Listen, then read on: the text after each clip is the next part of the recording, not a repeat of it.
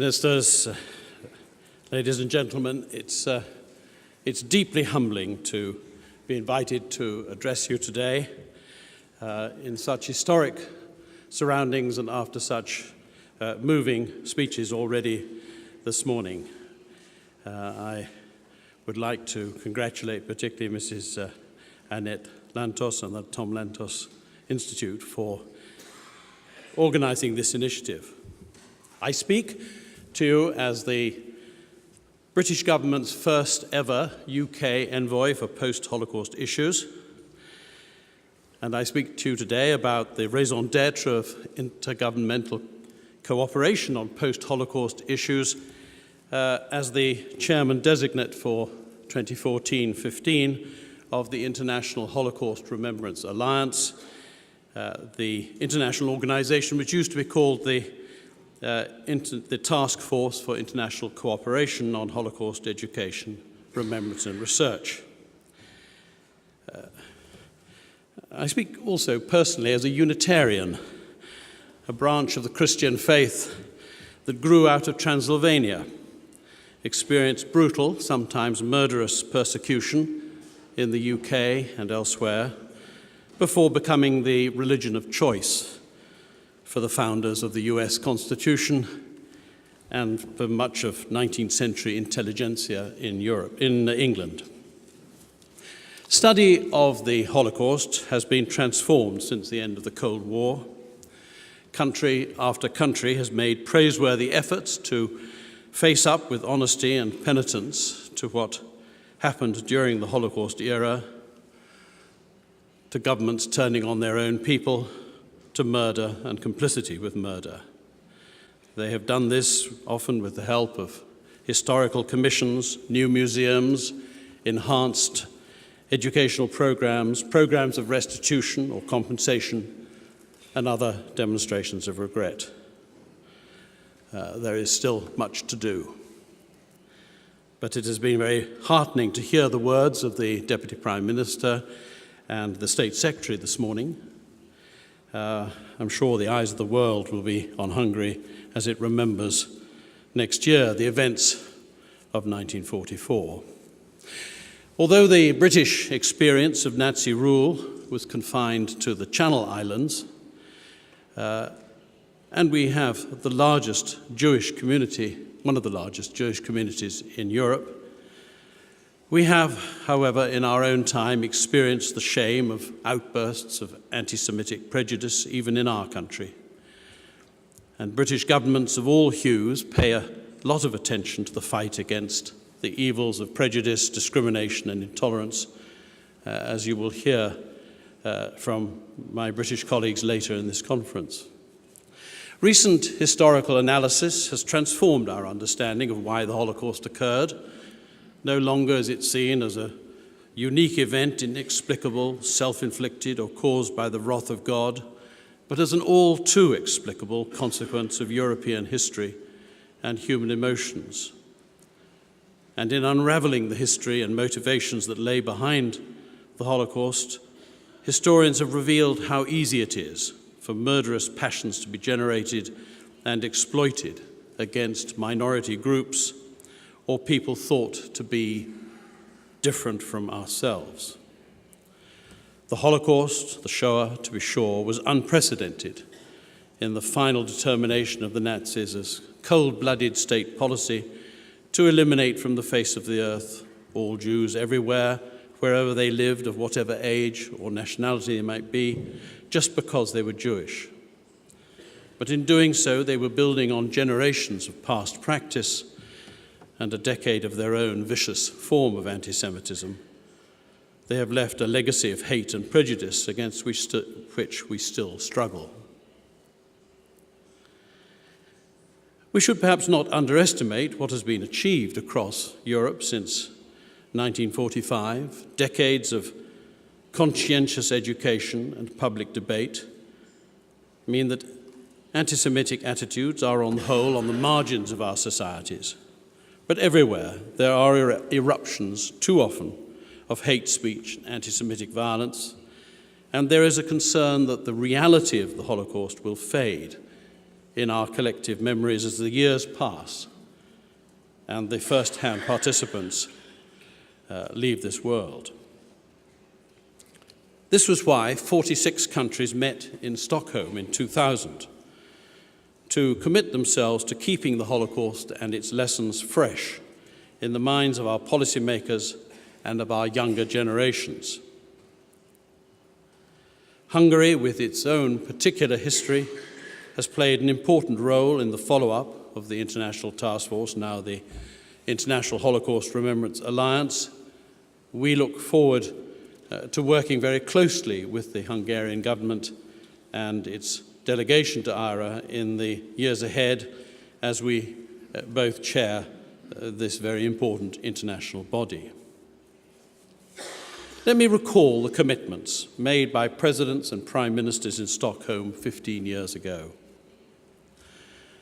To continue to remember how the Holocaust challenged the very foundations of our civilization and left a terrible and still painful scar across Europe.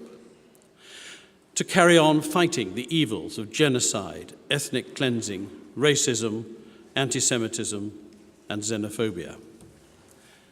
To uphold the terrible truth of the Holocaust against those who would deny, diminish, or denigrate it. And to educate future generations so that they will understand the causes of the Holocaust and continue to reflect on the lessons of that terrible period of European history. In the UK, quite a number of organisations, charitable, state-funded or academic, ensure commemoration and education, with the Holocaust a required subject of instruction in English state schools. Many thousands of young people taken to visit Auschwitz each year, and literally thousands of events around the country each January to commemorate Holocaust Memorial Day. This activity commands strong support from the British government, and of course there are comparably varied, active civic organisations in most of the other countries of Europe doing the same thing.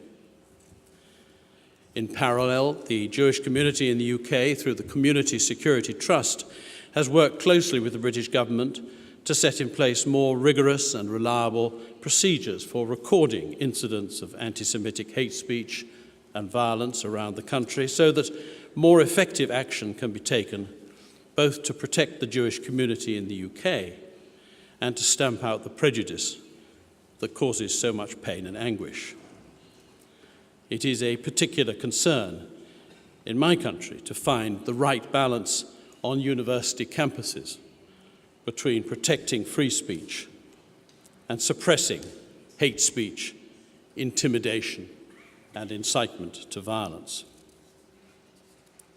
In a major speech in London last week, the British Prime Minister, David Cameron, speaking with tremendous passion, urged us to preserve the memory of the Holocaust from generation to generation and to continue to learn and apply the lessons of the Holocaust to our society at home and abroad.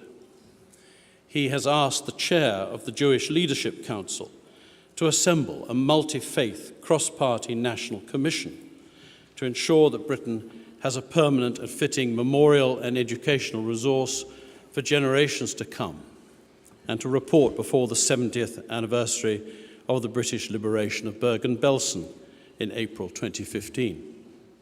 Moreover, he himself will chair the first meeting of the Commission. And David Cameron stressed in particular the Holocaust lesson of not standing by when our values are violated. As he said, the Holocaust did not begin with mass murder, it began with words, with segregation, segmentation, restriction of employment rights, and seizure of property. It began with pure discrimination. The International Holocaust Remembrance Alliance is an organization that has grown in numbers over the last 13 years as more and more governments and Holocaust experts join in promoting its educational, research, and commemorative objectives.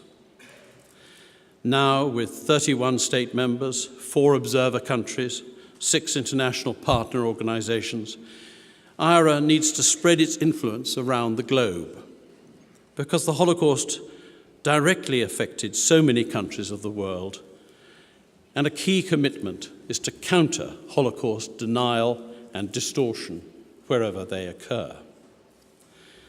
This is a global phenomenon. Holocaust denial refers specifically to any attempt to claim that the Holocaust or Shoah did not take place, or if it did, not to the extent and scale generally understood. The diminishment of the Holocaust includes minimizing the scope of the Holocaust and attempting to blame the Jews for causing their own genocide. Holocaust denial in its various forms is always an expression of anti-Semitism, which is why it is so relevant to the subject of this conference, though increasingly it is also used as a weapon to delegitimize the existence of the State of Israel. Too often, the purpose is to exonerate National Socialism and make the Jews culpable and anti-Semitism once again legitimate. IRA has a clear role and responsibility given to it by its member governments, not only to remember and educate, but also to go out actively to combat anti-Semitism and Holocaust denial or distortion wherever and whenever it crops up in our societies. As we reflect upon other post-Holocaust genocides and comparable violence in many other parts of the world, we know in our hearts how vital it is to stay alert to new trends and new manifestations of that prejudice. I hope we shall find a way in 2015 to reaffirm the sentiments of the Stockholm Declaration 15 years after it was first signed and 70 years after the end of the Second World War. Because, as Winston Churchill said, in words echoed by Dr. Katrina Lantos, the price of liberty is eternal vigilance. Thank you.